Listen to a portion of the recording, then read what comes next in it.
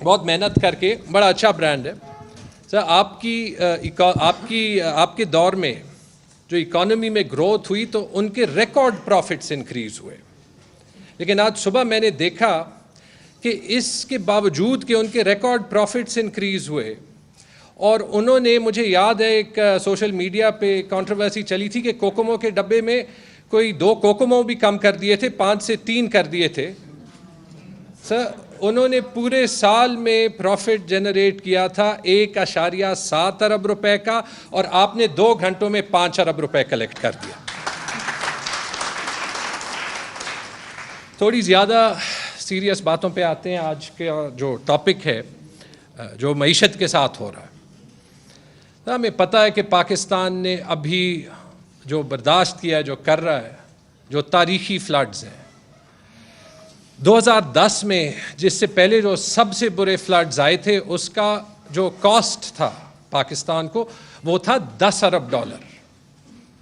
$10 ارب 2000 ارب روپے سے زیادہ بنتے ہیں. تب مجھے یہ پچھلے 3 سال بہت سے لوگوں نے, کیونکہ ایک چیلنجنگ ٹائم میں آپ نے اکانومی اٹھائی, بیلنس آف پیمنٹ کرائسس تھا, IMF جانا تھا, لوگوں کی ایکسپیکٹیشنز تھی. یہ سچ ہے کہ بہت لوگوں نے گلہ کیا کہ مہنگائی ہے, پہلے اتنی مہنگائی نہیں تھی. ہم بار بار کہتے تھے کہ وہ مہنگائی کم جو ہے وہ ہم نے کی ہے. کووڈ آ گیا, کووڈ کو ہینڈل کیا, اس کے باوجود اکانومی میں گروتھ لائے.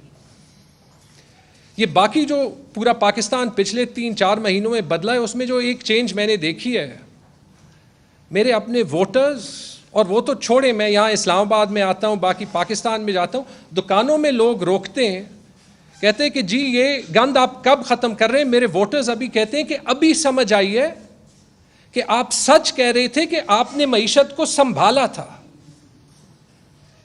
پیٹرول, ڈیزل, بجلی,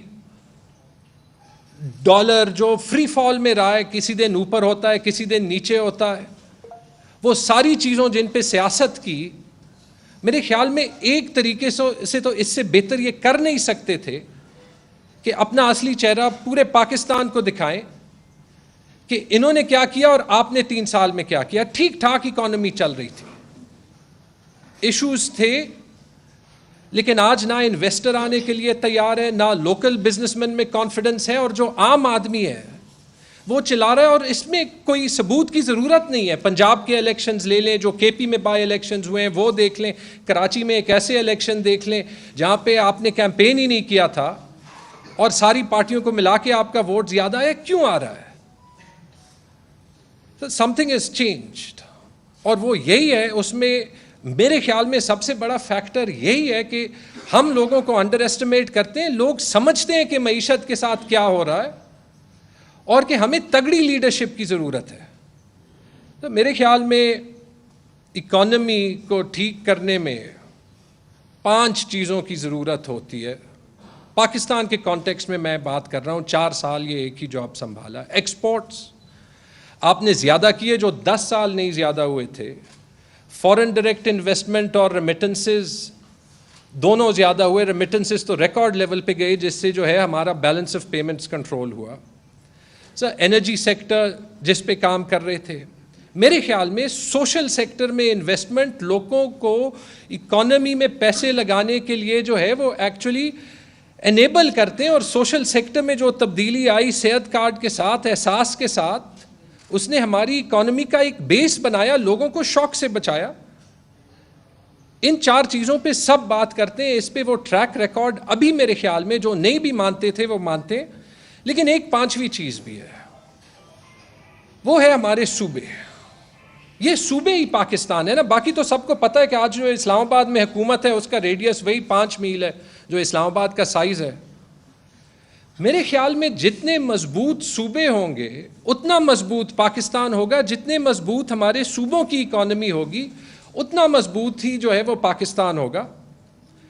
اور جو ایک فرق, کیونکہ میں آپ سے بھی ڈیل کرتا تھا, میں اس گورنمنٹ سے بھی ڈیل کرتا ہوں, وہ یہ ہے کہ اتنے چیلنجز کے باوجود صوبوں کے مسئلے سنے جاتے تھے اور حل نکالے جاتے تھے.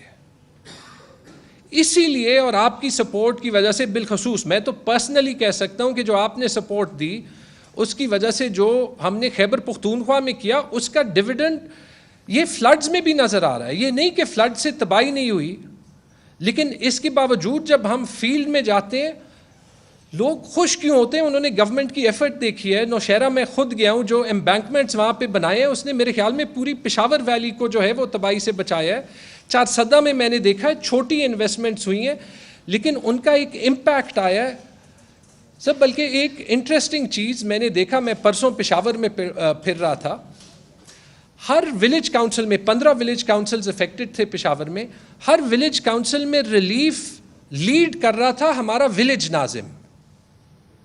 ولیج ناظم کا کانسیپٹ تو پہلے تھا ہی نہیں پاکستان میں.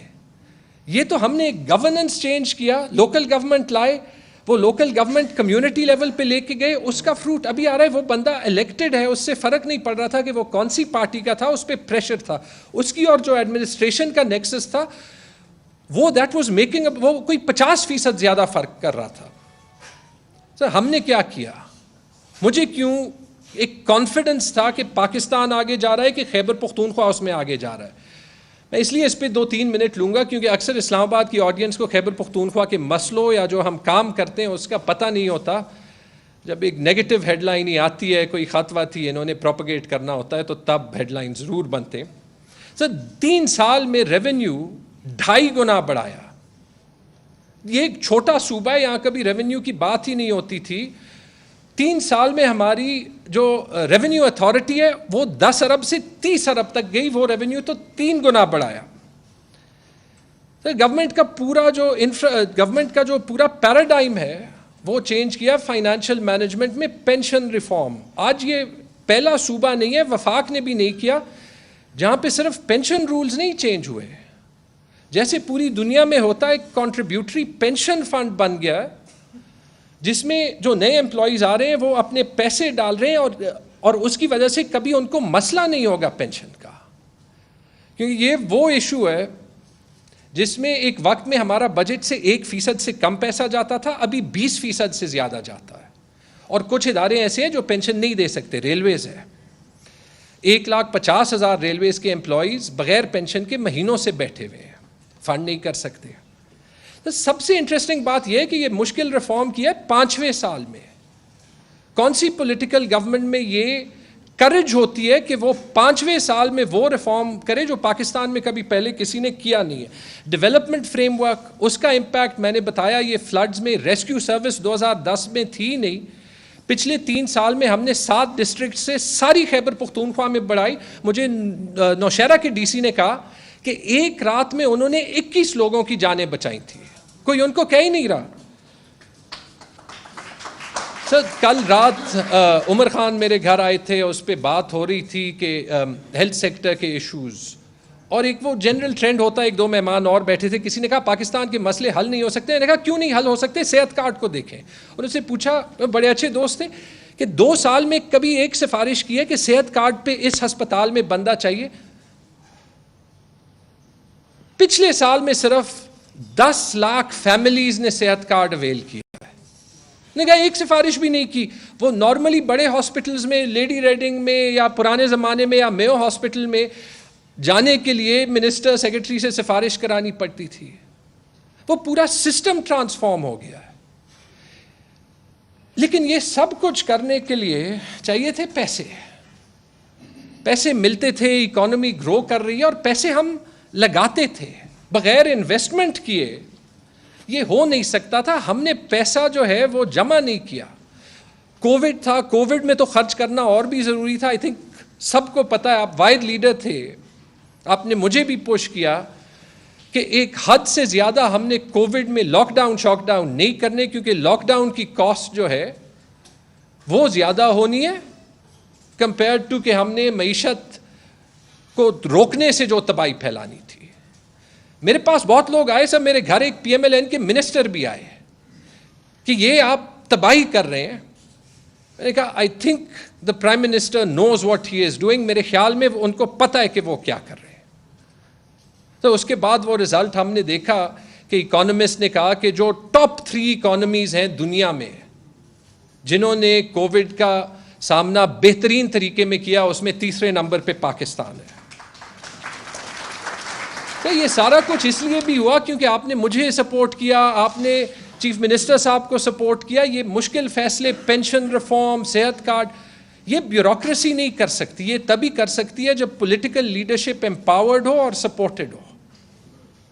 مجھے یہ بھی یاد ہے کہ اس کووڈ میں یا CCI کے میٹنگز میں جب پانی کے ایشوز ہوتے تھے اور آپ کو سندھ کا پوائنٹ آف ویو صحیح لگتا تھا تو آپ اوپنلی کہتے تھے کہ سندھ کے ساتھ جو یہ پانی کی ڈویژن ہے یہ سولو کرنی ہے.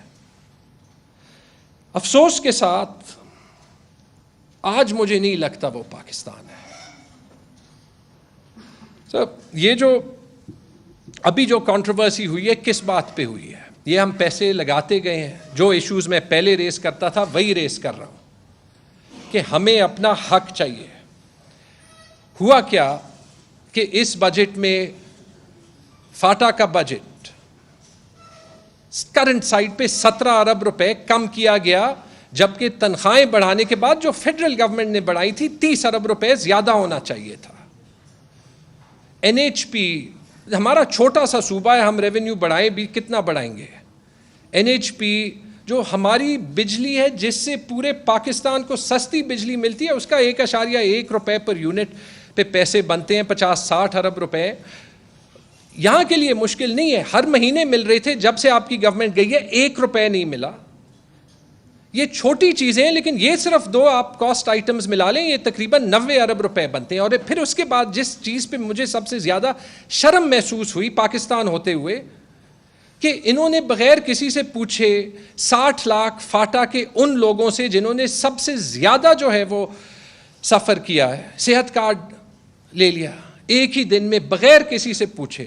یہ سارا کچھ ہم نے اپنے اکاؤنٹ پہ لگا دیا, میننگ کہ ہمارے بجٹ میں 100 ارب روپے کا خسارہ آئے گا. اس کے بعد یہ فلڈز آئے, 2000 ارب روپے کی کاسٹ ہے. 1 ارب ڈالر بھی اگر خیبر پختونخوا کو لگانے ہو تو یہ 200 ارب روپے ہو گئے. تو اس میں سرپلس کہاں سے چھوڑیں گے بغیر یہ ایشو سالو ہوئے؟ یہ مفتاح اسماعیل کی بجٹ سے پہلے ان سے ملنے گیا تھا, انہیں کہا تھا, انہوں نے ہاتھ بھی ملا کے کہا تھا کہ میں فاٹا کا بجٹ زیادہ کر دوں گا, کتابیں پرنٹ ہو گئی ہیں اس لیے میں اپنی بجٹ سپیچ میں کہوں گا. بعد میں پتہ چلا کہ انہوں نے کیبنٹ میں ڈسکس کر کے کہا کہ نہیں کرنا. اس کے بعد جب MOU آ رہا تھا تو میرا یہ حق نہیں ہے کہ میں اپنے صوبے کا رائٹ جو ہے وہ ریپرزینٹ کروں. 6 جولائی کو ان کو خط لکھا, انہوں نے کہا پاکستان کا نیشنل انٹرسٹ ہے, تو 24 گھنٹے کے اندر ان کو وہ MOU دیا. ہاں یہی کنڈیشنز اٹیچ کی جو 26 اگست کو جو ہے وہ اپنے دوسرے خط میں اٹیچ کی تھی. جو مفتاح صاحب بتاتے نہیں ہیں کہ اس کے درمیان کوئی 5-6 مختلف میسیجز, ان کو ہر ہفتے 2 میسیجز بھیجتا تھا, 1 منٹ کا ٹائم نہیں ملا. تو اس میں کون سا کام غلط کیا؟ اگر میرے پہ الزام یہ ہے کہ میں اپنے صوبے کا, جس سے ایک مضبوط پاکستان بنتا ہے کہ اگر اس کا انٹرسٹ میٹ ہو, کہ میں اپنے صوبے کے حق کے لیے اپنی آواز اٹھا رہا ہوں جو میری جاب ڈسکرپشن ہے, تو یہ الزام مجھے قبول ہے. اور اگر یہ الزام ہے کہ میں پرائم منسٹر عمران خان کی ویژن کو فالو کر رہا ہوں, تو یہ الزام بھی مجھے قبول ہے, کیونکہ ایک لیڈر تو ہونا چاہیے جو یہ جرأت کرے کہ کہے کہ اس پاکستان کو تبدیل ہونا ہی ہے. بس یہی 2 چیزیں, یہی کیا ہے. فون کانورسیشن سٹیپ ہوں, اس پہ میں یہ کہتا ہوں کہ جی ہر پبلک آفیشل کی ہر کانورسیشن جو ہے وہ پبلک پراپرٹی ہونی چاہیے. پھر میں دیکھتا ہوں کہ کس کس نے کیا کہا ہے. آپ کاٹ پیسٹ کر کے جو کہنا چاہیں گے, کون سی اس میں بری چیز کہی ہے؟ یہی چیزیں کہی ہیں. اور سر اینڈ میں یہی کہوں گا کہ معیشت کا تو جب تک الیکشن نہیں ہوتا کچھ ہو نہیں سکتا. یہ سٹاک مارکیٹ بھی کہہ رہی ہے, یہ کرنسی مارکیٹ بھی کہہ رہی ہے, یہ پاکستان کے لوگ بھی کہہ رہے ہیں. لیکن جب تک الیکشنز نہیں ہوتے ہمیں ایک بڑا چیلنجنگ ٹائم ہوگا, ان صوبوں کو بڑا چیلنجنگ ٹائم ہوگا, سب کو. کہ وہ کوارڈینیشن جو آپ کے وقت میں تھی وہ تو ہے ہی نہیں. اگر 50 دن میں ایک فائنانس منسٹر کو دوسرے فائنانس منسٹر سے ٹائم نہیں ملتا تو کیسے کوارڈینیشن ہوگی, وہ بھی فلڈز میں. سر ایک پیشن گوئی ہے, پہلے تو 30 جون تک بڑی مشکل ہے کہ یہ حکومت رہے، لیکن جو بھی حکومت رہے لکھ لیں، اگر میں نے سٹانس غلط لیا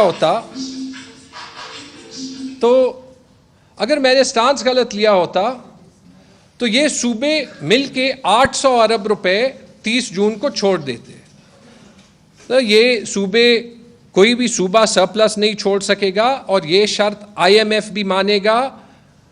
اس میں کوئی دو رائے ہے ہی نہیں. اس فلڈز میں سیاست انہوں نے کی ہے، لیکن آپ سے یہ وعدہ ہے کہ فرنٹ فٹ پہ کھیلیں گے، آپ کے لیے صرف نہیں، پاکستان کے لیے. بہت بہت شکریہ.